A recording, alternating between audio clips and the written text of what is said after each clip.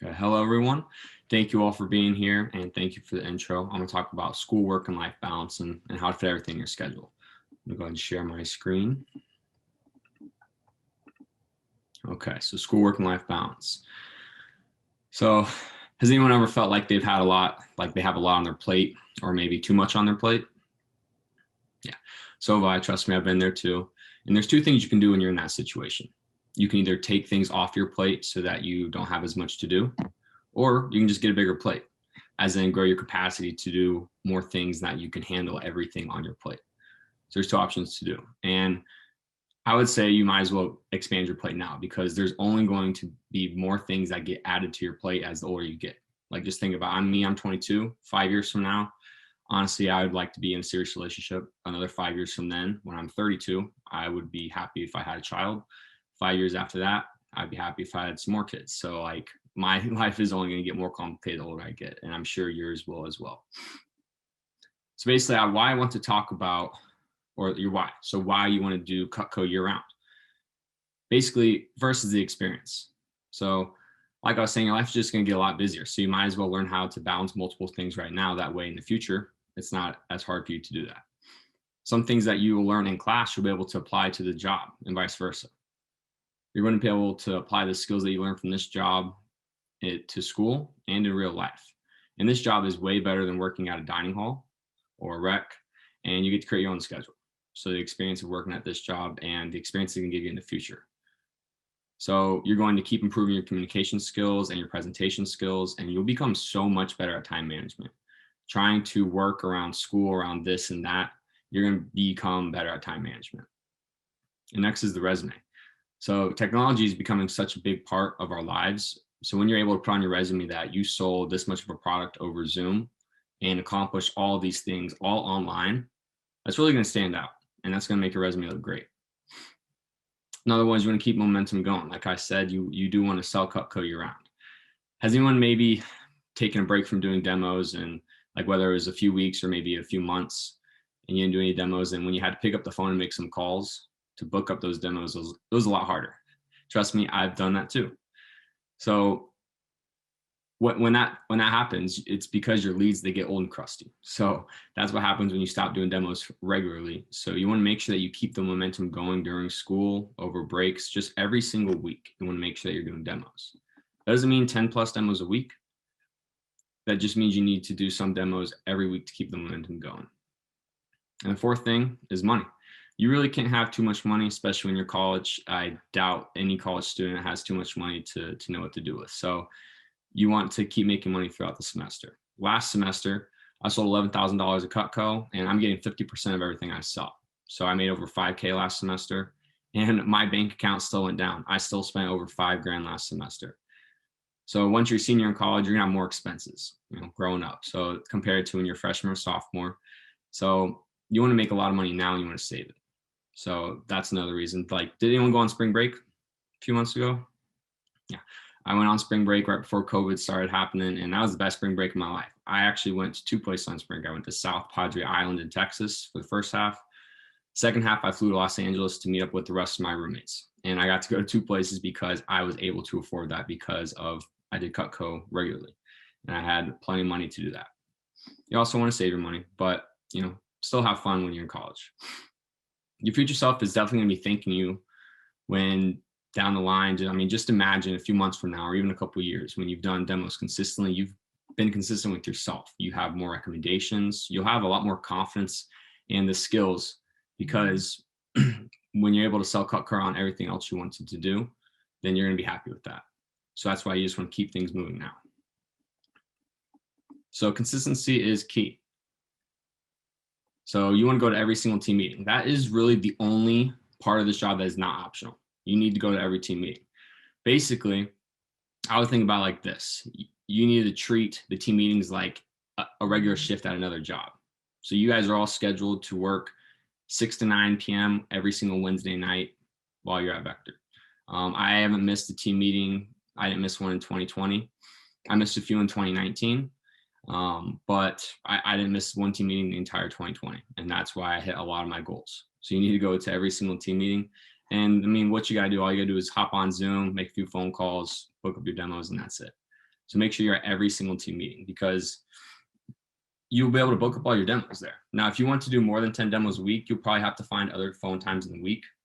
But as long as you make a lot of phone calls at the team meetings, that will most likely be the only time that you need to make phone calls. So make sure you're at every single team meeting. And next, you need to talk to your manager every single day that you work, because they're going to help you succeed and they're going to help you hit your goals. So when I won my scholarships back in 2019, I talked to my manager, I'm pretty sure it was every single day. This past summer, when I ran my branch office, I was talking to my manager pretty much every single day. This will help you be accountable, and they've all been exactly where you are. You know, we're only promoted from within. So like your managers, they were sales reps back in the day. So they know exactly how you're feeling. They know exactly how to help you. So talk to your manager all the time. Another big thing is you need to have your whys. These will keep you motivated. When the why is strong enough, the how will reveal itself.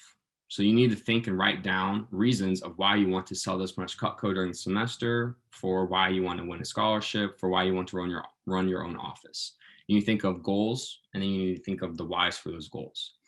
Because when you are clear on the reasons why you want to do something, you won't have to worry about not wanting to put in the work to hit your goal. Because when the why is strong enough, the how will reveal itself. This past summer, 5 days a week, I had to get up before 7 a.m. I didn't have to, but I did, because I was so committed to hitting my goals this summer. So it wasn't very hard for me to get up before 7 a.m. because I was committed to doing what I need to do to get the job done. So have your whys. So I'm going to give you like 30 seconds just to write down some of the goals you want for this semester, for this year. Just write down a few goals. They don't have to be in Cutco. Do a few in Cutco, but you want to sell this much, you want to do this and that. Just write down some goals. And then off that, write down some reasons why you want to achieve that goal. So in the fall of 2019, that semester, the reason why I wanted to achieve a scholarship that semester is I wanted to hit the trifecta. So I have my reasons why, and that was a big motivator for me. So write down some goals and write down some reasons why, and share those with your customers. You know, say you're working your butt off because you want to do this. Share your goals with your customers. Okay, I'm gonna move on. So how you work all this into your schedule. First, you need to plan. You need to plan everything out. Put it into a calendar or a schedule of some sort. This is what I use. I use a passion planner. Highly recommend. It has the days. I take a lot of notes. I can write everything in here. There's plenty of space for notes. So I prefer to write down my schedule. I know some people prefer to keep it online. So do whatever is best for you, but make sure you have a schedule of some sort. Next, you need to be great at getting recommendations. Not just good, you need to become great, because we only work through personal recommendations. So you need to get recs to keep working. So you need to become great at getting recommendations. And lastly, like I just talked about, talk to your manager regularly. You need to have someone help you hold yourself accountable. I would throw them on speed dial. If you look at my phone right here, that was difficult. Here's my speed dial. The top two are my parents, then it's my best friend, then my roommates, and then it's Josh and Mike, my two managers. So have your managers on speed dial, because you want to talk to them as much as you can. So how you plan things out, just put it into your calendar.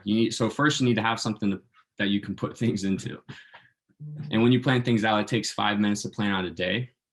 It takes half an hour to plan out a week. It takes 1 to 2 hours to plan out a month. It probably takes about half a day to plan out a year. I haven't gone that far, but I do plan out my weeks, my days in some months. So each and every night, right before I go to bed, I'll come to my desk, spend 5 minutes planning out the next day. So I put my have-tos in my calendar first. I'm gonna go over this in a second, but I put what I'm gonna be doing the next day. That way when I wake up in the morning, I know exactly what I'm gonna do. So just do that each and every night before you go to bed. So here is what you need to put in your calendar. Your have-tos, your need-tos, your should-dos, and your want-tos. So your have-tos are the most important ones. These are the requirements. There's no wiggle room on them. So examples of this would be class, team meetings, work calls, church, interviews, anything that there's just no wiggle room. So class and team meetings I have basically in my calendar for the next 6 weeks, however far I roll them out, because I know I'm going to be doing that every single week. Your need tos is something that needs to be done, but the deadline, and it has the deadline, but there's a little bit of wiggle room. So homework, studying, writing a paper, demos, phone time, there's a little bit of wiggle room, things like that. And a tip is for homework, the important things, if you guess you have to do, it takes about 6 hours of homework a week for you for your classes. Just give yourself a little extra time. Do like 7 hours of homework. For the important things, put a little extra time in there. That way you're not stressed about it. Then there's your should do. So something that isn't inherently necessary in terms of place or time, but it's beneficial. So working out, laundry, cooking, hanging out with friends, things like that. Those are your should do's, things that you should do. And the fourth one is your want to's. So this is where it's hanging out with your friends, going out, playing video games, sleeping in. That's something you want to do. You don't need to sleep in. You want to sleep in. So it's something that you like to do, but it's not urgent or essential. So that is and that's the order you need to put the things into your calendar. Put your have to's first, and then you put your need to, should do's, and want to's. But another thing you need to do is you need to put your priorities in your calendar first. So a priority for me is, have you noticed I'm a Patriots fan? So of course I still root for Tom Brady. This Sunday, I am probably going to work Sunday morning, but I'm not working Sunday afternoon or night because I want to watch the Buccaneers game with my dad, still support Tom Brady. So put those priorities in your schedule. A thing for me over break, a big priority was working out. I was going after a goal for a new bench press record, and I hit that because I made working out a priority. I was making working out basically a have to rather than a should do. So put your priorities in your calendar first, because then you're going to be happy with your schedule. So that's a big tip right there, is put your priorities in your schedule first. And then recommendations. I'm going to give you some tips on recommendations really quick. So you can always add more to your initial list. I've done this multiple times. You can always ask your parents again. My mom, she helped me out in training. And I remember about 9 months later for my first SC2 push, she gave me another 15 contacts. And those were some awesome contacts. So ask your parents again, ask your grandparents again. And another thing is, like, I asked my roommate's girlfriend's parents I asked his girlfriend for her parents' numbers. I got new recommendation there. So you've met people at college, you've met people here and there. There's some people you just haven't asked yet. Always build more to your initial list. That's the easiest thing to do. Another one is watch Alex Funk's video on YouTube. If you search Alex Funk recommendations on YouTube, I'm pretty confident it'll pop up. Easy as that. But watch that video. It's fire. Definitely watch that. And another thing is, you want to build a lot of rapport. So why do you think people give you recommendations? I'm guessing you all probably thought because they want to help you out. Imagine if you were so awesome at doing a demo that people recommended you to their friends because they want their friends to meet you. Imagine if you did that good of a demo, okay? And if you're that likable and you're that awesome. So you need to build a lot of rapport. Tell them about yourself. Have a lot of fun on the demo, because the more they like you and the more they like Cutco, the more friends they're going to want to tell. So make sure you're building a lot of rapport and having a lot of fun on the demos. Another one is you need to ask for X confidently. So hope all of you heard this. You need to memorize page 16. Please do that ASAP. You're going to get more recs once you do that. So ask for X confidently, and then ask for more. So a tip is, I don't tell them about them becoming a sponsor until after they try and tell me that they are done giving me recommendations. So I give them the spiel, ask for anyone who's be nice enough to listen. Let's say they give me 4 recommendations. First, you want to thank them. Thank you so much for your recommendations. I really appreciate it. Is there any chance of thinking just one more person? Because if you can get to 5 recommendations, you become a sponsor. And every time I get 50 sponsors, I get a free piece of Cutco from my manager. Is there even just one more person you think would be nice enough to listen? Like, who do you know who, and you give them another thought jogger. Who do you know who's a Patriots fan? There's not a lot of us here in Central Illinois, so who do you know who's a Patriots fan? Who do you know who has your dream job? That is a big one. You need to do that. Why wouldn't you want to talk to people who have your dream job? So write down all these thought joggers in your manual on page 16. Mine's littered with it. Who lives in this state, who lives in this town, who likes to have the best everything. Write those in your manual, and your manager will have more thought joggers for you. But that is how you ask for more. And then your accountability. So you need to talk to your manager. I've said this twice now, and I'm saying it again because it's very important. Since I've been here for almost 2.5 years, I don't do PDI every morning with my manager, but I still talk to Josh, Dalton, or Mike every single day. I really do. I'm talking to them every single day.